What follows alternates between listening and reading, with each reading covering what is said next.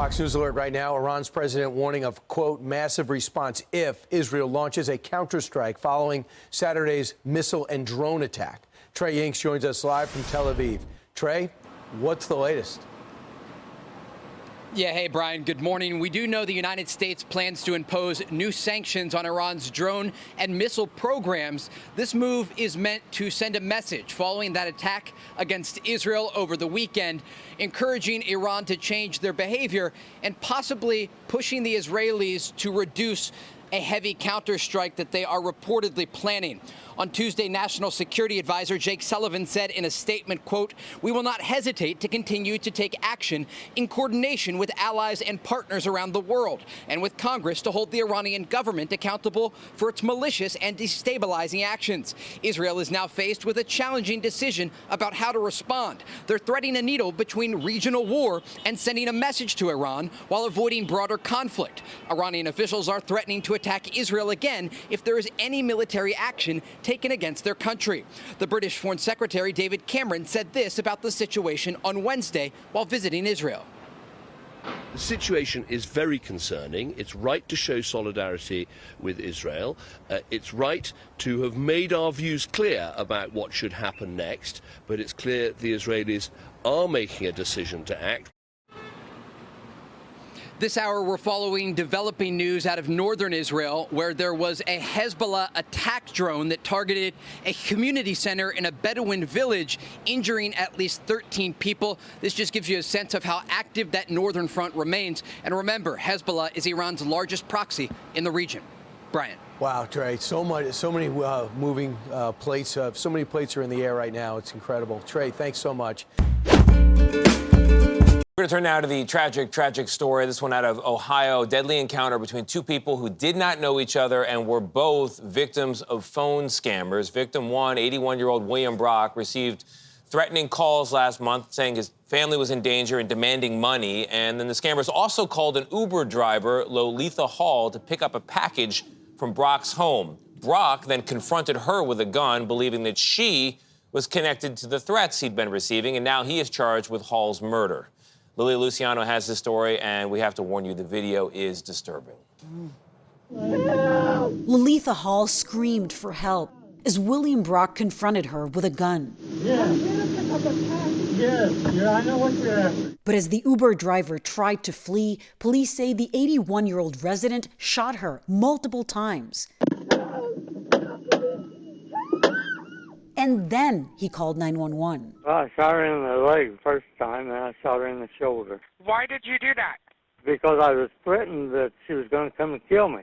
The county sheriff's office says Brock was the subject of a scam call concerning an incarcerated relative, which turned to threats and a demand for money. Police say Hall, the driver, was also contacted either by the same scammer or an accomplice to pick up a package from Brock's residence through the Uber app. The guy on the phone center here. Okay. So the male on the phone was trying to get money from you, and she was knocking on the door at the same time? Yeah, and he was telling me he was going to kill me and the family and everybody else around. Hall, who was 61, died from her injuries in the hospital. Police say she made no threats or assaults towards Brock before the shooting, other than to ask about the package she was sent to retrieve. They also say Brock took her cell phone and refused to let her leave. Last week, Brock was charged with felony murder, and now he could face 15 years to life behind bars, plus a $15,000 fine. He has pleaded not guilty. What does the prosecution need to prove in this case? That Brock knew he was using deadly force, and what the prosecution is going to say is there is just no reason to shoot 3 times when somebody is trying to leave your property. If somebody is trying to flee, almost by definition, they are no longer posing a threat. Uber says it has banned the account of the person who ordered Hall's trip and has been in touch with both her family and Clark County law enforcement. It's hard to know if the alleged scammers will be held liable for Hall's death, is something that I asked Jessica Levinson. She says it's not clear that they could have predicted that the ruse would lead to this horribly deadly, tragic outcome. That video, every time I see that video, I saw it yesterday, it's heartbreaking. You can see the fear on her face. And hear it. She has bad information, he has bad information. He's amped up and scared. She doesn't know what the hell is happening. The guy comes out with a gun. It's so heartbreaking. Tragic, and we'll just see how the prosecution and how the defense, what they can claim, whether they can use the castle doctrine because it was outside of the house. Scammers are definitely liable in my mind. Tony. I mean, they're the ones that put those two people in that situation. Lily, thank you very much. After a brutal couple of weeks for the former president's media company on the stock market, Trump Media announced today they're jumping into streaming. That didn't help at all. Shares of Truth Social's embattled parent company dropped more than 14% today. Its second consecutive day of double-digit losses. It's now plummeted more than 70% from its all-time high just last month, a plunge President Biden noted on the campaign trail earlier today. You know, I have to say, if Trump's stock in the Truth Social, his company, drops any lower, he might do better under my tax plan than his. Boy, did that get a laugh. Joining me now, Pulitzer Prize-winning investigative journalist David K. Johnston. He's covered Donald Trump for more than 30 years. All right, so why is the stock dropping so quickly? Because this company only had $4 million of revenue and it lost $58 million. And Donald has announced he plans to sell millions of additional shares to raise capital. It's called watering the stock. It's like when a bar puts water in the gin bottle. So who benefits? I mean, can Donald Trump come out of this with a heck of a lot more money and investors get essed over? Can he come out well? He can't sell his shares. What he can do is pledge them for a loan. So let's say he gets 50% of their value and the stock eventually plummets to zero, which it will in all likelihood. His bank shorts the shares that they can cover from him. When the stock falls, they will get all the money back. And if they loaned him 50% of their value, they double their money minus their costs. And Donald, the loan that he got, it's paid off when the deal is closed. So the only people who are going to lose here are people like Marjorie Taylor Greene, who just showed their support for Donald, bought the stock, and are holding on. All right, so there was this gentleman who was written about in the Washington Post who put, I think, something like $25,000 into the stock and is watching it plummet, but he's sticking with it. I mean, what is it about Donald Trump, the person who has always touted himself as this big businessman, but who has also been bankrupt several times? What is it about him that... Donald is the greatest con artist in the history of the world. He persuades people to things that aren't true and they shouldn't believe are true. And just a little point, Donald personally has never filed bankruptcy. Right. 4 times his casino company filed. They pushed him out the door. They filed bankruptcy twice more and closed down. But everything that Donald Trump touches as a business eventually fails. He is not a businessman. He is a cash extractor. And his name has been used. I know people buy the name and put it on their buildings. So running for president, of course, is not cheap. Trump is facing all of these civil penalties in 2 separate civil trials. If the appeals don't go his way, I mean, this is a huge amount of money that he will have to pay. And now he's got all these other trials, criminal trials, that are coming up, one of which has already started with jury selection. You know Trump so well because you've covered him for 30 years. Is this the hardest time this man has ever gone through? Up to this point, but it's going to get much worse. Donald is not a strong internal person. If he sees he's going to go to jail, even if it's for a couple of days because he can't conduct himself in court, he will have a tough time, a very tough time.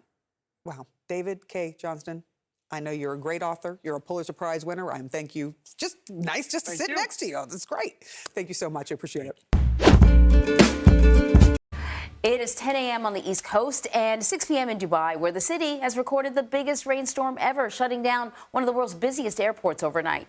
The Arabian Emirate got more than 5.5 inches of rain in just 24 hours yesterday. Usually gets less than that in an entire year. Our Ramy Inocencio has more from London. Anne-Marie, good morning. At Dubai's international airport, it looked like planes were boats treading water on the runway. Flights had to be suspended. And this is one of the world's busiest airports. Nearly 200,000 passengers take off and land each day. Out on the roads, people got stuck and some had to push their cars through waters up to their waist, all because of the heaviest rainfall in at least 75 years for the normally parched countries of the Persian Gulf. Dubai, which is the UAE's most populous city, got more than 5 inches of rain in 24 hours. That's more than its average for a whole year. A couple hours south, the region got hit with double that amount, 10 inches of rain. And in neighboring Oman, police airlifted these lucky people to safety, but at least 18 people died, including a dozen school children, when floods swept their bus away. And more storms are expected today. And Anne-Marie, there is now discussion on whether cloud seeding had anything to do with this. The UAE reportedly injected incoming storm clouds with chemicals to try to squeeze water from the skies. And if so, it's a case of be careful what you wish for. You just might get it, and a lot of it. They certainly did, Ramey. Thank you very much. We have breaking news now. The NPR senior editor who revealed to the world the invasive liberal bias at NPR has just resigned. Now, remember, we first reported to you Uri Berliner was suspended for 5 days without pay this week. And that happened after he wrote the article that you see there, the headline of In the Free Press last week. Chief Washington correspondent Mike Emanuel. Mike, this was quick. No doubt about it, Harris. After those public comments about pervasive left-wing bias at NPR, now the senior editor, Uri Berliner, writing on X, quote, I'm resigning from NPR, a great American institution where I have worked for 25 years. I don't support calls to defund NPR. I respect the integrity of my colleagues and wish for NPR to thrive and do important journalism. But I cannot work in a newsroom where I am disparaged by a new CEO whose divisive views confirm the very problems at NPR I cite in my Free Press essay. In the fallout of his scathing public commentary about NPR, Berliner wrote in the Free Press, quote, it is true NPR has always had a liberal bent, but during most of my tenure here, an open-minded, curious culture prevailed. We were nerdy, but not knee-jerk, activist, or scolding. In recent years, however, that has changed. In response, Editor-in-Chief Edith Chapman said she strongly disagreed in a memo to staff obtained by Fox, quote, we're proud to stand behind the exceptional work that our desks and shows do to cover a wide range of challenging stories. We believe that inclusion among our staff, with our sourcing, and in our overall coverage is critical to telling the nuanced stories of this country and our world. Berliner gave examples criticizing coverage of Russiagate in the 2016 election, embracing the theory of systemic racism, and dismissing the possibility COVID escaped from the Wuhan lab. Key conservatives on Capitol Hill say this is really no surprise. Berliner says the election of Donald Trump in 2016 was greeted at NPR with a mixture of disbelief, anger, and despair, and he maintains coverage shifted toward efforts to damage or topple President Trump's presidency. Harris? Wow, that's a lot. So he told the truth. They put pressure on him. The CEO leaned in hard. He quit. And can you blame him? They made it quite clear he wasn't welcome for telling the truth. Mike Emanuel, thank you very much for being with me on the Breaking News. Hey, everyone. I'm Emily Campagno. Catch me and my co-hosts Harris Faulkner and Kaylee McEnany on Outnumbered every weekday at 12 p.m. Eastern, or set your DVR. Also, don't forget to subscribe to the Fox News YouTube page for daily highlights.